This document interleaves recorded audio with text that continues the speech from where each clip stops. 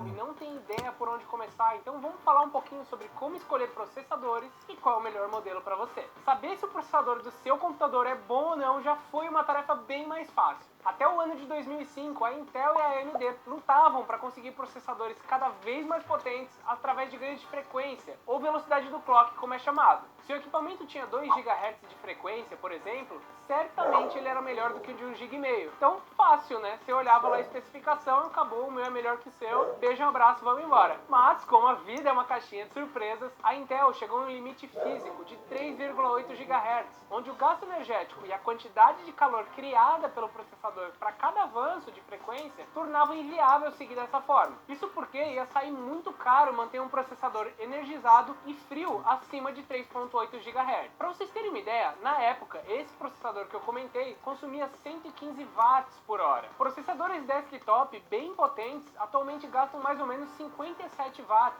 metade do que era. Um Core i5 mediano gasta apenas 35 watts e um processador automatizado para notebooks gasta cerca de 15 watts. Então eles tiveram que crescer por outro lado, são bem mais eficientes. Essa evolução só foi possível através da adoção da tecnologia de multiprocessadores, que foi iniciada com a linha Pentium-D na mesma época, lá em 2005, e que seguiu com a criação da microarquitetura Core, que também dá nome aos novos processadores da Intel, o Core 3, o Core 5 e o Core 7, que são os modelos que a gente vai falar hoje. De lá pra cá, passamos por várias microarquiteturas, mas os processadores Core 3, Core 5 e Core 7 se tornaram a primeira linha da empresa, presentes na maioria dos computadores e notebooks atuais. Mas afinal, qual que é a diferença entre eles? É isso que a gente vai falar aqui hoje. O primeiro deles é o Core 3, que é a mais básica das opções. Abaixo dele temos alguns modelos, como o Celeron e o Pentium Dual Core, que são bem fraquinhos. No geral, um Core 3 conta com 2 processadores físicos, e é conhecido como Dual Core, e pode trabalhar com mais 2 processadores digitais, tecnologia que a Intel chama de Hyper-Threading. É como se cada um dos processadores reais pudesse se dividir em 2, criando um quad-core digital. Processadores com essa função têm um rendimento até 30% maior do que os que não têm, então é um bom adicional. A memória cache é entre 3 e 4 MB e já ajuda a rodar softwares mais pesados do que versões anteriores desse processador, enquanto o gasto energético chega a um máximo de 51 watts. Esses são processadores baratos e úteis, já que podem chegar até 32 GB de RAM. Os modelos Core 5, por sua vez, geralmente já contam com 4 processadores, trabalham com uma memória cache entre 3 e 6 MB e dependendo se ele é notebook ou desktop, o seu gasto energético varia entre 15 watts e 91 watts. Além de ser uma linha de processadores mais versátil do que a anterior, a grande diferença do Core 5 está no surgimento da função Turbo Boost, que melhora a performance de forma temporária. Pelo nome parece algo complicado, mas é fácil. Em momentos em que você precisa de um processador melhor, como na renderização de um vídeo ou numa cena mais pesada de um jogo, o processador vai além do limite dele, realizando pequenos incrementos de frequência que fazem com que ele gaste mais energia e esquente mais. Mas é claro, que entregue o que precisa. Não dá para ficar usando essa função sempre, mas em pequenos momentos onde o computador está precisando, ele usa essa função. E é por isso que os modelos da Intel geralmente entregam uma performance boa, se comparado com os modelos da AMD, que normalmente ganha nos mais baratinhos, mas não lá nos mais potentes.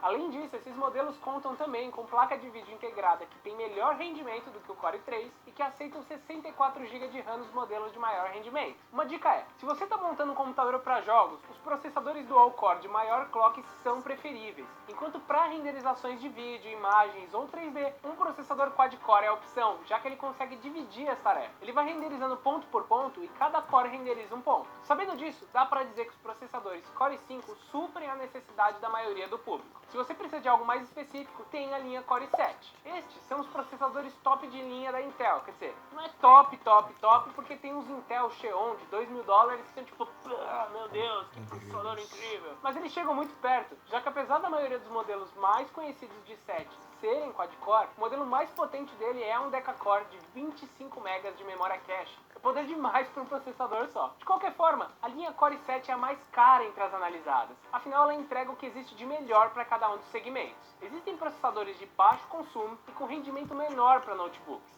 equipamentos intermediários para quem precisa de um pouco mais de desempenho e processadores super potentes com 4 espaços para memória RAM e tudo que um profissional hardcore precisa e pode pagar. Então ele é bem maleável e com o melhor de tudo. Para o consumidor comum, no entanto, a evolução perante um Core i5 não é tão grande assim, então vale a pena ficar de olho na relação preço-desempenho, porque eles são mais caros sim. Vamos colocar então os processadores na Intel em um panorama geral, pensando em sua capacidade de processamento. Do lado esquerdo, começamos com a linha Celeron, que tem o pior desempenho, mas é também uma das que menos gasta energia, além de ser a mais barata. A linha Pentium vem logo depois, com velocidade de frequência parecida com a do Core i3, mas com uma memória cache menor, de 2 MB. Temos depois as 3 linhas comentadas no vídeo, e por fim os processadores high-end da Intel Xeon, que ficam acima das $1000 e, é claro, são para usos extremamente específicos. É aquele melhor top que a gente falou lá. Ainda temos a linha M de processadores para notebook, que contam com um gasto energético de menos de 5 watts por hora, que garante maior tempo de bateria. Infelizmente, eles ficam um pouquinho abaixo dos modelos comuns de Core i3, i5 e i7. A linha Atom é para celulares e tablets, enquanto a linha Quark para a internet das coisas, e a Itanium para servidores. Sabendo disso, o importante é escolher um modelo atual e que reflita suas necessidades. Para isso, ela